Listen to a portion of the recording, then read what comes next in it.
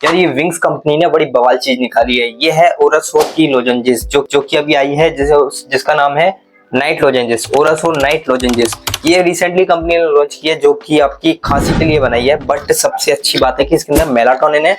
ये ओरासोर night lozenges जिसके अंदर आपको मिलता है मेलाटोनिन, बाकी सब यूकेलिप्टस और कैम्फर वगैरह मिलता है, जो कि आपको कूलिंग मिलती है, जिससे जैसे कि विक्स वगैरह में रहता है, वो भी इसके अंदर प्रोवाइडेड है।